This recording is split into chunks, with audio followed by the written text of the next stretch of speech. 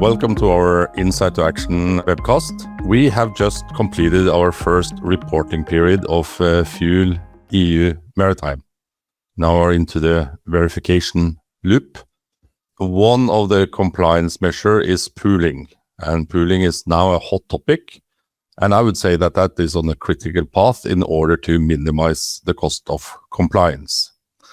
I have been so lucky to have Conrad Golebski with me.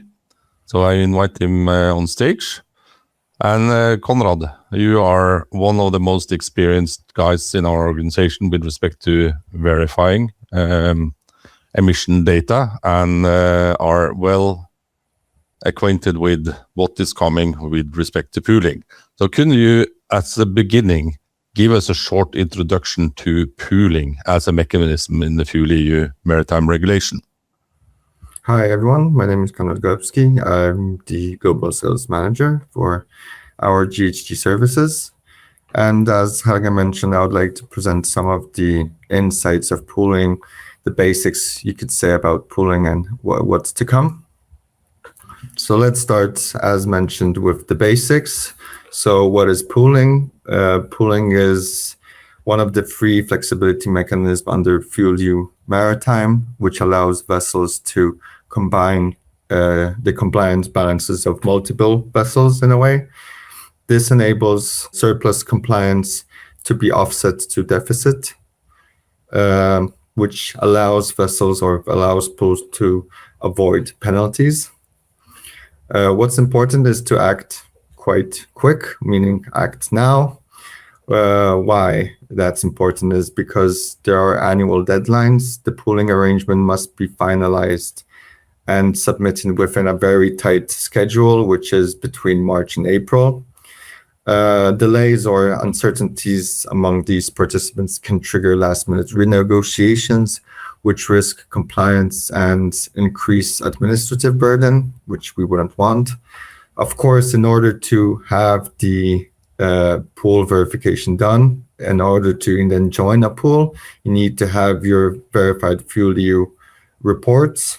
The pool can only be initiated after the FuelEU reports are verified. That means early preparation ensures you don't miss the pool window. Very important. What is important is that you need to remember that there's one pool per ship per year, meaning that each ship can only participate in one pool per reporting period. Missing that deadline means that you missed the opportunity for this given year. And of course, please remember that you cannot combine pooling and borrowing. So either you need to decide whether you want to borrow or you need to decide whether you want to pool. This strategic decision needs to be made early to minimize the compliance steps. There are some governing rules that need to be followed. Without them, the pool will fail. So you need to remember that the total pool compliance balance cannot be negative. So it has to be positive. If you have many vessels and many companies within the pool, the total pool balance needs to be positive or zero, meaning meets the target. Ships with a deficit before the pooling cannot have a higher deficit than after the pooling. And also one governing rule, which is that ships with a surplus before the pooling cannot have a deficit after the pooling, which is pretty obvious. There are some additional information which are crucial. So, for example, the allocation of compliance balance per ship is decided only by the pool participants. The verifier has nothing to do with it and cannot force or recommend what the pool should look like.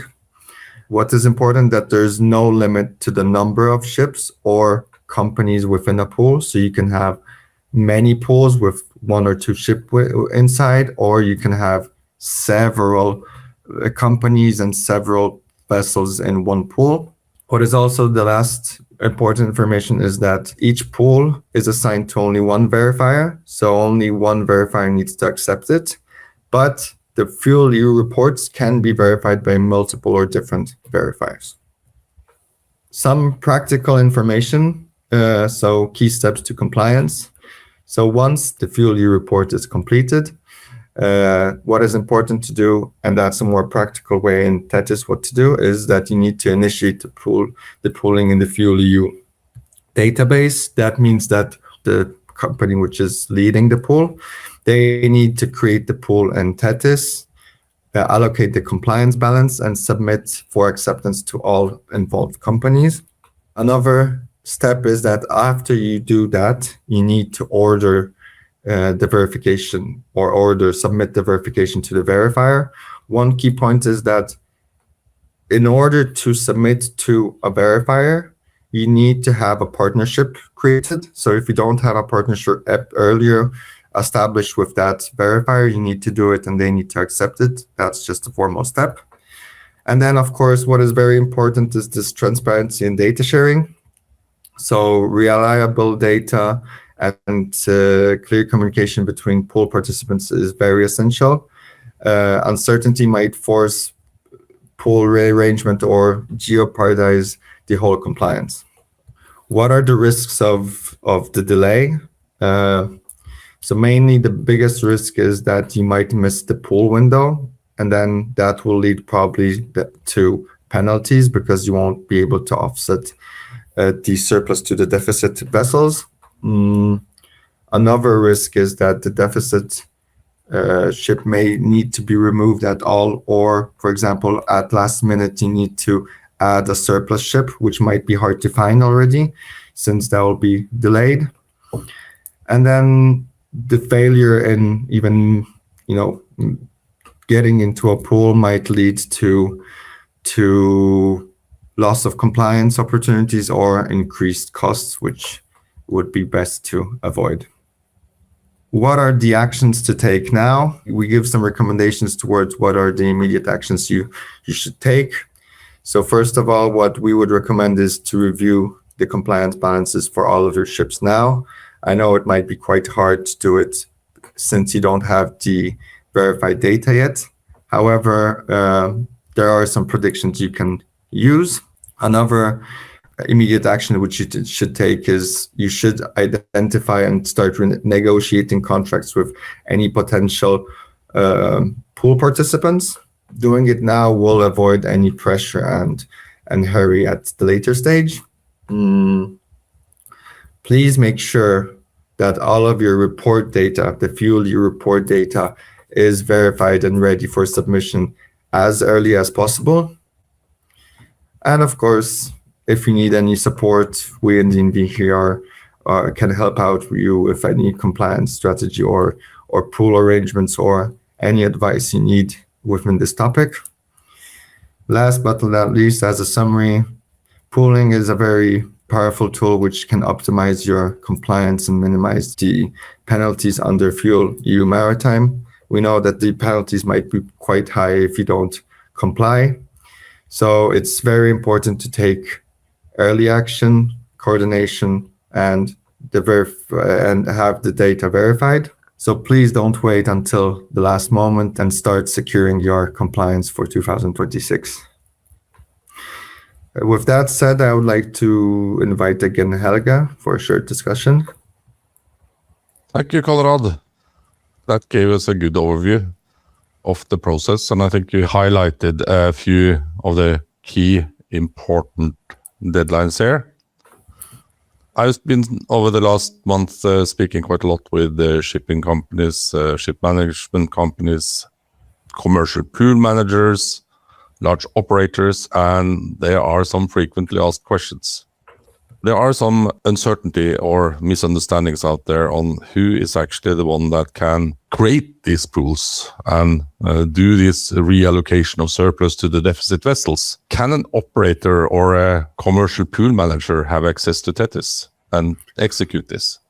So strictly, the execution needs to be done by the shipping manager. So it's one of the shipping companies who's responsible, meaning the dock holders, or ISM companies who's responsible for the vessel. However, of course, if one of the operators or owners gets access through that shipping company to their account in Thetis, they can have an overview, but that needs to be given by the shipping managers. You can't have your own account in a way in the name of the owner or operator and do the pooling in Thetis. That is strictly assigned to the shipping company, which is completely opposite for towards MRV, where the owner can have a Thetis account.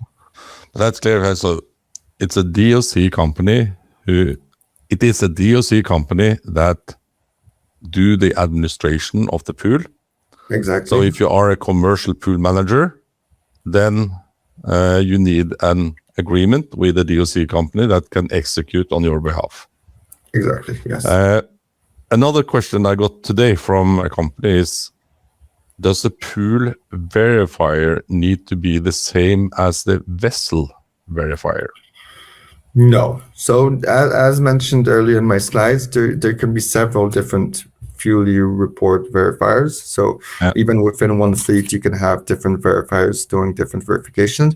Of course, it's important that there's only one pool verifier, but it doesn't need to be the same as the report verifier. So you can choose a different. So you can have the whole verification with one verifier for the reports, but then you choose us or some other verifier to have the pool verification. What is important is that the pool verifier is only responsible for the pool verification itself. They will not look into the report verification earlier done by a different or the same verifier. Meeting these deadlines, the final vessel verification should be done within 31st of March. But what happens here if a vessel failed to deliver a compliance balance in due time, meaning 31st of March? So we don't know what will be the official, in a way, penalties given by European Commission.